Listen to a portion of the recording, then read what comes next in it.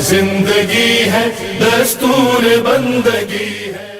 اعوذ باللہ من الشیطان الرجیم، بسم اللہ الرحمن الرحیم، الحمد لأہلہ والسلام علی اہلہا۔ امام معصوم کا فرمان ہے، لکل شیء ربیع وربیع القرآن شہر رمضان۔ ہر چیز کے لیے ایک بہار کا موسم ہوا کرتا ہے، اور قرآن کے لیے موسم بہار ماہ مبارک رمضان ہے۔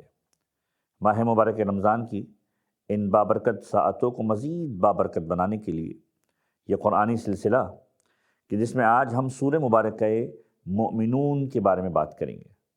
نام سے واضح ہے، مؤمنون، مؤمنین، مؤمن کی جمع ہے۔ 23واں سورہ ہے، مکہ مکرمہ کے اندر نازل ہوا، 118 آیتوں پر مشتمل ہے، اور اس میں 6 رکوع ہیں۔ نام مؤمنون کیوں رکھا گیا؟ یہ وہ سورہ ہے کہ جس کی ابتدا ہی ہو رہی ہے قد افلح المؤمنون، ایمان والے فلاح پا گئے۔ وہ جو مومن تھے، جو ایمان لے کر آئے تھے، وہ فلاح پا گئے، نجات یافتہ ہیں۔ اس سورہ کی ابتدائی جملے ہی امیر المؤمنین سے اس انداز سے بھی متعلق ہیں کہ جب امیر المؤمنین کی ولادت ہوئی اور ختمی مرتبہ احمد مجتبیٰ محمد مصطفیٰ صلی اللہ علیہ وآلہ وسلم امیر المؤمنین کے پاس گئے اور ان کو پہلی مرتبہ دیکھا، امیر المؤمنین مسکرائے۔ ابھی قرآن نازل بھی نہیں ہوا تھا، اور ایک جملہ کہا، السلام علیک یا رسول اللہ، سلام ہو آپ پر اے اللہ کے رسول۔ اور پھر امیر المؤمنین نے جس سورہ کی تلاوت کی وہ سورہ تھا سورہ مبارکہ مؤمنون۔ اس کی آیتیں آگے بڑھتی گئیں یہاں تک کہ خالدون، آخری حصے تک کی آیت تک امیر المؤمنین نے تلاوت کی۔ اور جب پیغمبر نے ان آیتوں کو سنا، ابھی قرآن نازل بھی نہیں ہوا تھا، پیغمبر نے یہ جملہ کہا مسکرا کر کہ اے علی، تیری وجہ سے، تیرے سبب سے مومنین فلاح پا گئے اور نجات پا گئے۔ اس سورہ کے اندر کچھ خاص موضوعات کو ڈسکس کیا ہے پروردگار عالم نے۔ ابتدائی طور پر مومنین کے اوصاف کو بیان کیا گیا ہے کہ مومنین جو ایمان لانے والے ہیں ان کے اوصاف کیا ہیں۔ سب سے پہلی بات تو یہ کہ وہ ایمان رکھتے ہیں، ایمان باللہ، خدا پر ایمان۔ نماز میں خضوع و خشوع سے کام لیتے ہیں۔ ان کی تیسری صفت یہ ہوتی ہے کہ لغویات، فضول چیزوں سے ٹائم ضائع نہیں کرتے، لغویات سے، فضول چیزوں سے پرہیز کرتے ہیں۔ زکوٰۃ کی ادائیگی کرنے والے ہوتے ہیں، پاک دامنی اور عفت کے ساتھ رہنے والے ہوتے ہیں، یعنی اپنی شرمگاہوں کی حفاظت کرنے والے ہوتے ہیں۔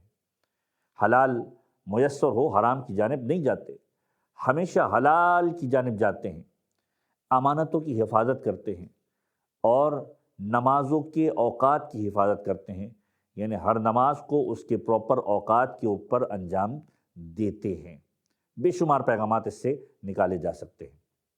اس کے بعد جو موضوع اس سورہ کے اندر ڈسکس ہوا، اب وہ موضوع ہے انسان کی خلقت کے مراحل کا موضوع، جس میں پروردگار عالم اس انداز سے اس بات کی وضاحت کرتا ہے کہ خدا نے تمہیں مٹی سے پیدا کیا، اور مٹی سے پیدا کیا، اب تمہاری خلقت کے مختلف مراحل ہیں۔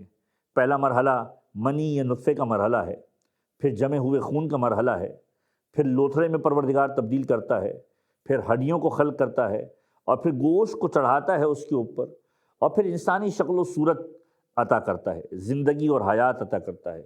جب انسان زندگی گزارتا ہے، موت دیتا ہے، اور موت دینے کے بعد دوبارہ زندگی پروردگار عالم عنایت کیا کرتا ہے۔ اور پھر مختلف اور موضوعات اس قرآن کے سورہ کے اندر ڈسکس ہوئے کہ زمین کے اندر جو پانی ہے، آسمان سے پروردگار برساتا ہے، اس پانی کی قلت بھی ہو سکتی ہے، اس کی قدر کرنا سیکھو۔ حضرت نوح کے واقعات، حضرت موسیٰ کے واقعات، اور پھر یہ پیغام بھی دیتا ہے کہ تم پر جو امتحانات آتے ہیں تو یاد رکھو، پروردگار کہتا ہے کہ لا نکلف نفسا الا وسعها، ہم کسی بھی نفس کو اتنی تکلیف نہیں دیتے کہ جتنی وہ برداشت نہ کر سکتا ہو۔ جتنی قوت برداشت ہے اتنی ہی خدا کی طرف سے تکلیف بھی ہے، اور اتنا ہی خدا کی طرف سے امتحان بھی ہے۔ اور برزخ کے تصور کو بھی سورہ کے اندر بیان کیا گیا۔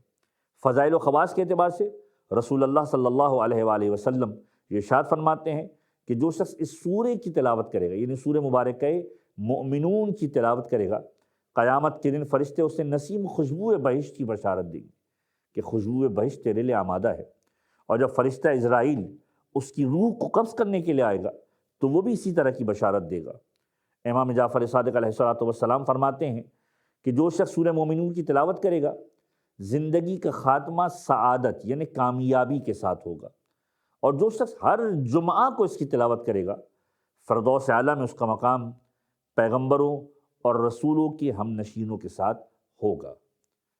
پروردگار عالم کی بارگاہ میں دعا ہے کہ پروردگار ہم سب کو قرآن کریم کی تلاوت کرنے، اس پر عمل کرنے، اسے سیکھنے کی توفیق عنایت فرمائے۔ وآخر دعوانا ان الحمدللہ رب العالمین۔ قرآن پڑھو پڑھو قرآن پڑھو پڑھو قرآن پڑھو